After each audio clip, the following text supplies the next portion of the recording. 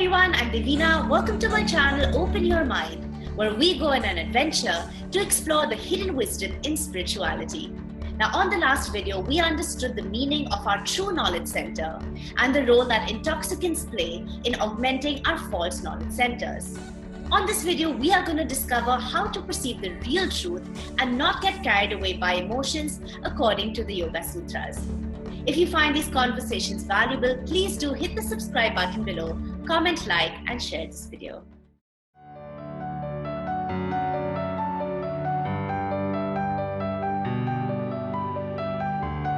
If I see that according to Patanjali, how Patanjali is in the next sutra, the 7th sutra, what Patanjali is saying about the true knowledge, the sutra says, Pratyaksha, Anumana, Agama, Pramanani. There are three words he mentioned, Pratyaksha, Anumana, and Agama. Right. The word Pratyaksha means you can perceive the truth directly, means without any third person, third object, third thing. Directly, you are an experiencer experiencing the truth. Right. Directly. Second is Anumana. Anumana is more like having an intuition. Through your intuitive power also you can perceive the truth. And third is Agama. Agam means a testimony, testimonial, like old testimony, like Right. the text of Buddha, Quran, Gita, all these texts like this, like the Yoga Sutra that we're studying, it's a testimony, old testimony. So through testimony also we can, by experiencing, by reading it in the right way, we can perceive the truth. Through an So the source of source telling you the truth, you can experience it. We can experience it.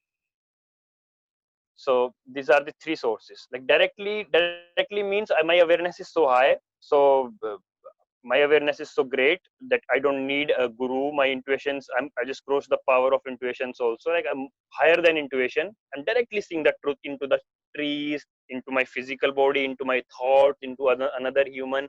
I'm seeing everywhere the truth, Right. which is God. Right. Truth and God are not two different things according to yoga. Wow. God is truth. Intuition means my mind, my thoughts are telling me that there is a God, right, who created everything. Not completely I've seen it, but my intuitions are telling there is, but they are truth. It's still a truth. right. And testimony is somebody have experienced, and I believe, and my heart, my mind, my everything is saying that yes, what the another is telling me about the truth is truth.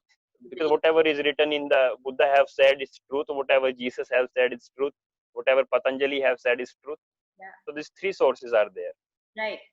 So it's like for example, if there's a fire, three stages. Maybe in the first stage, somebody tells you there is a fire, so you know there's a fire because somebody told me.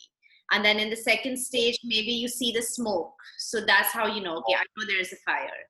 And then in the third, Right. you see the fire itself and you feel the heat. Direct. Because you feel the heat of it, that's how you know there's a fire.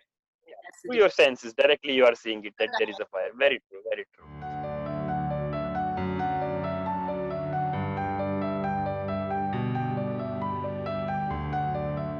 So the next sutra, which is defining what is false knowledge, there is a sutra is saying Viparya mithya janam tatad rupe pratisthanam. The Viparya mithya janam. Viparya means false knowledge. Mithya janam. The word mithya means false, illusionary. Janam means knowledge, the illusionary information. Yeah. Viparyo is an illusionary, mithya janam, the illusionary information. Atad rupe pratisthanam. Atad rupe means which is not in its form. Pratisthana means resting, which is not resting in its form. Means I am experiencing something which is not truth. Right. Which is not as it is. Like I enter in a room where the light is very dim and there is a rope on the floor. I see this is a snake.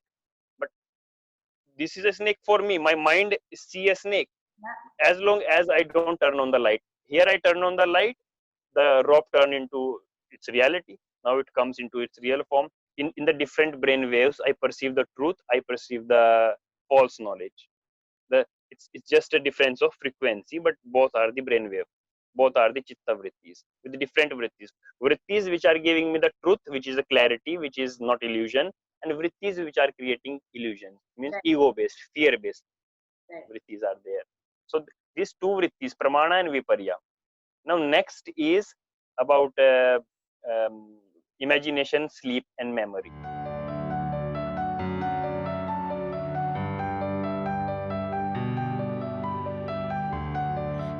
Vishu, now we understand about the two types of vrittis, the true and the false, or the wisdom and the ego. But can we understand it more in practical terms? What does it mean? Like, for example, what is the role of emotions in the different types, the ego and the wisdom? See, Devina, when you talk about the emotion, we need to understand what is emotion. Emotion is a byproduct of the thought. It is just an elaborated form which we feel in our physical body from the thought. It is a vibration of a thought which we feel in our physical body. For an example, emotion jealousy, hate, anger, fear, all these emotions we feel somewhere in our body, in our chakras. Some emotions we feel in our throat, in our heart, in our belly.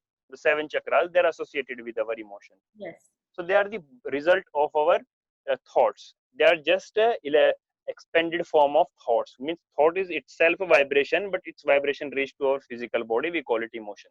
Oh, okay. So again, it's a part of vritti. It's a very nice question you ask. So how it's related to the true and false? See, the when I am experiencing the true knowledge, the vibration of the body are not affected by the thought.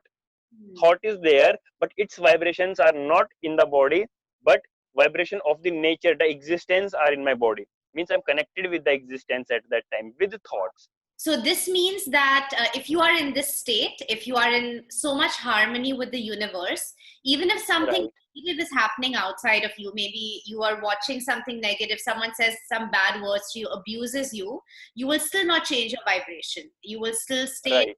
the frequency of positivity, basically. Definitely. Yeah, because you are not affected what's happening outside. Means I see somebody disrespect me, and this disrespect change the vibration of my physical body, which is an emotion. Right. I remember a story of Buddha. I was listening it because Buddha, we consider him as an enlightened being, means who have reached to the highest level of awareness. Yes.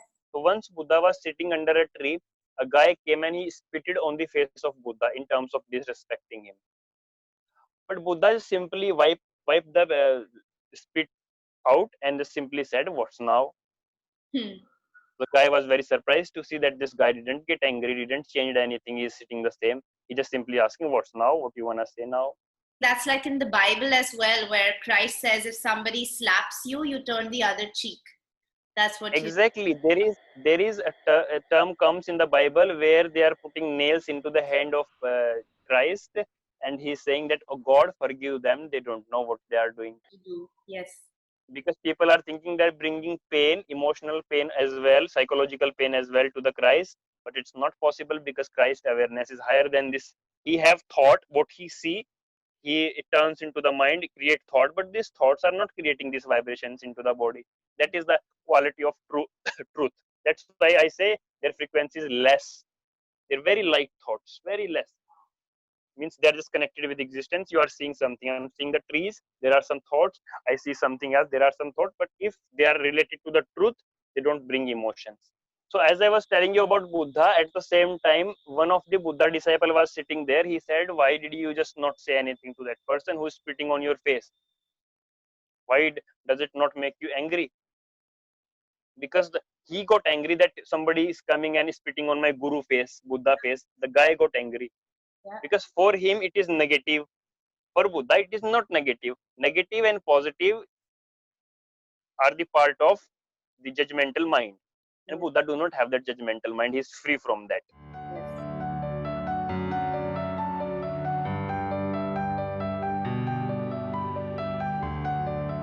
The first vritti pramana is it's a goal of the yogis Yes. to achieve it. And it's in fact a goal in any spiritual practice. It's given different terms probably in different belief systems, but it's in Right. fact the goal of humanity really to escape the cycle of suffering, right? Of pain and Definitely. to escape that. That's why human have done a lot of work. Human have invented the churches, the mosques, the schools, and the idea of God. I say an idea because we don't have the reality about it. And Hmm. all the effort that human is doing is to decrease the suffering from the life. Human have, why do we go to school? We learn something So the life problems of the life will decrease through this education. The right meaning of education is to learn something. The right meaning of learning is to decrease the suffering. Yeah. How to decrease the suffering. Yes. So in this term, I would like to say yoga is a right education, which is really giving you science how to deal with the sufferings, how to not get affected by the external world,